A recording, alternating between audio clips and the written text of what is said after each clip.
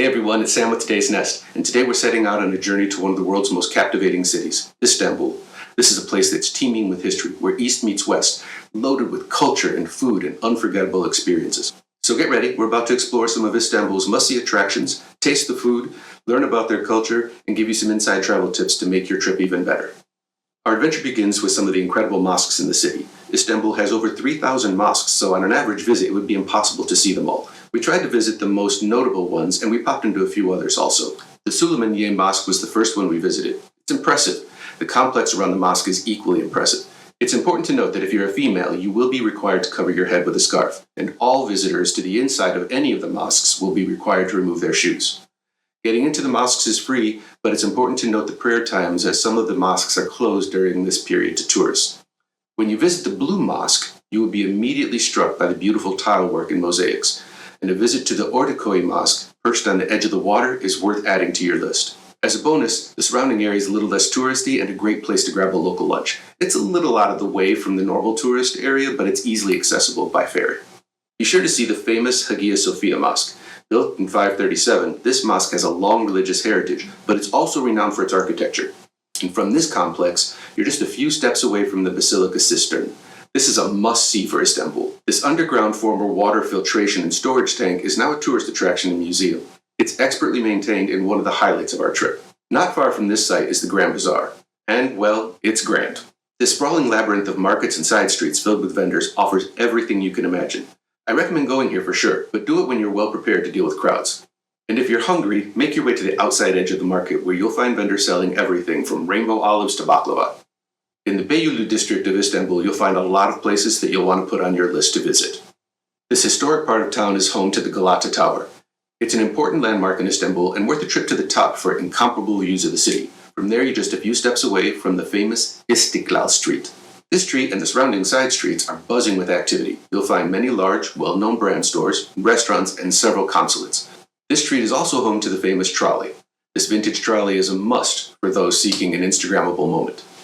Walking from here toward the water, you'll make your way to the Karaköy district. Here you can walk across the Galata Bridge to the other side. I highly recommend visiting the bridge in the early morning. You'll get some amazing photos, or you can just take in the views for yourself. You will also get to experience the people, mostly men, fishing from the side of the bridge in the early morning light. This was one of my favorite spectacles. In fact, I did it several times. Okay, time to get real. When you do your research on Istanbul, you will undoubtedly come across recommendations to go see the colorful houses of Balat. For me, this was a little bit of a disappointment. It's not easily accessible on foot, which means you'll do quite a bit of walking, and in areas that aren't really suitable for pedestrians. More on that shortly. There are many very steep hills, and except for a couple of streets, the houses aren't really even that colorful. Even the most colorful ones appear much more vibrant and saturated on Instagram. If you have extra time, it might be worth a look. Otherwise, get your colorful house fix on Insta. Now, on the more practical side, we'll break down some important general information for your trip. It's our 9 to know before you go. If you're traveling with an American passport, you'll need a visa to get into Turkey. Now, this doesn't apply to every country, so if you travel with a passport from a different country, just be sure to check before you go. The visa can be purchased online. I'll put a link in the description. I understand it can also be purchased upon entry at the airport, but I didn't want to take any chances. So I bought it online. It was about $150, and it was delivered electronically within just a few hours. Number 2, the city is enormous. It's the biggest city in Europe and in the Middle East. So unless you're planning a really long vacation, you're not going to see everything. You just need to prioritize which things you want to see. Number 3, there are a lot of cats. I mean many, many cats. I saw some content around this before I went, but I was not prepared for the number of cats that live on the streets. They're part of the fabric of the city, and the residents care for them. And, by the way, there are dogs, but they appear to be far outnumbered. Number 4, Istanbul is very clean for a city of its size and compared to other major cities. The metro system in Istanbul is quite clean, good, and inexpensive. Future plans show lines webbing all over the metropolis. For the moment, the lines are somewhat limited for a city of its size. However, you can arrive in the city center from the airport by metro, and you can purchase a card and load it and reload it as needed. Number 5, just like in every city, there are some crooked people. Pickpockets definitely exist, especially on the metro. I'm speaking to you from personal experience. And if you do any research on Istanbul, you will surely come across something called the brush scam. This is where a shoe shine guy walks by you, accidentally drops his brush, and then when you say, out of natural instinct, hey, you've dropped your brush, he picks it up, says thank you so much, and offers to shine your shoes for you for free. It's not free. He'll shine your shoes, and then he'll hassle you until you give him money. I saw it happen 3 times. Number 6. Turkey is a secular country, but the vast majority of its citizens are Muslim by faith. Because of that, there are some clear cultural differences. For example, alcohol and tobacco are not nearly as prevalent in their culture as they are in others. Therefore, it's sometimes difficult to easily find what you're looking for. For example, you can get beer and wine in many supermarkets and restaurants, but many don't have it. It's best just to check before you start shopping or before you start your meal. Number 7. Although this is a city with millions of people, pedestrians do not appear to be the priority. There are many intersections with no crosswalk at all, there are some with a crosswalk and no lights, and there are other places where you'll be forced to walk in some very precarious places. Having said that, there are some pedestrian tunnels in some key places that are very useful. Number 8. You do not need to speak Turkish to visit Istanbul. Most of the places that you visit, hotels, museums, restaurants, bars, there will be somebody there who speaks enough English to get by. And in high tourist areas, many signs are also in English. However, to be respectful, I recommend learning at least a few words. Merhaba, lütfen, teşekkürler, günaydın. Number 9, and maybe the best. Several times a day, there's a call to prayer. Maybe you've experienced this in your travels, or maybe you've seen it in a film.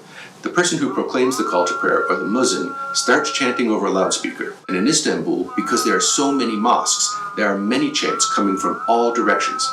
If you haven't experienced it before, it'll be a little overwhelming at first.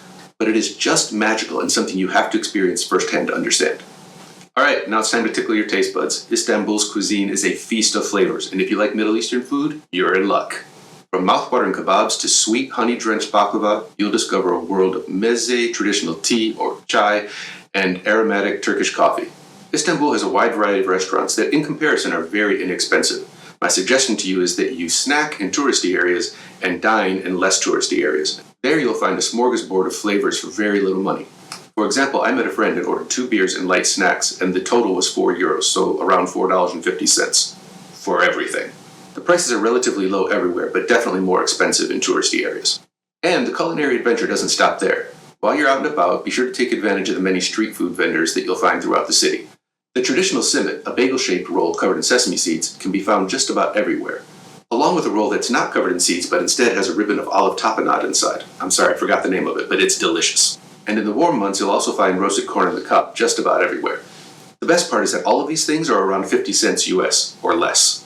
Istanbul is a thriving city, and there are many options to suit your lodging needs, from inexpensive hostels to short-term rentals to luxury hotels. If you decide to stay in a short-term Airbnb-type place, look for one that's up as high as possible. I rented an Airbnb with a rooftop terrace, and it was simply magical. I could hear the call to prayer from all around the city, and I had a place to sit in the evening with a glass of red wine and look out over the skyline with the mosques lit up like a painting. For your first visit, I recommend staying somewhere near the Galata Bridge, on either side. This puts you in prime position to explore the city and also makes it easy for you to take a ferry to visit other parts of the city. The ferry is very inexpensive, you can use your Metro card to board, and it gets you to outlying spots, including to the Asian side to discover some less frequented neighborhoods and get a real feel for life in Istanbul. For souvenirs, consider taking away one of the many Turkish delicacies, like baklava, or Turkish delight, or raki, the famous Turkish alcohol. Or pick up some leather goods. You'll find many shops creating one-of-a-kind pieces that you wouldn't find anywhere else. And no trip to Turkey would be complete without at least one evil eye souvenir to ward off evil. I bought a few because, hey, we could all use a little good luck.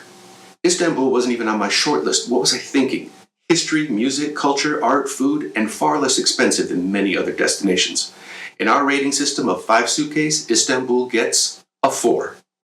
There's so much more for me to say about Istanbul than I could include in this video. To get even more information, be sure to check out the article that we have for you at todaysnest.com. I'll leave the link in the description below. If you enjoyed this video, don't forget to give us a little pouce en l'air, share it, and subscribe for even more of our travel adventures. And turn on those notifications so that you don't miss anything new. And if you have any questions or comments or recommendations for future destinations, leave us a comment down there also. Until our next adventure, stay curious, stay hungry, and always lick the bowl. Ciao for now.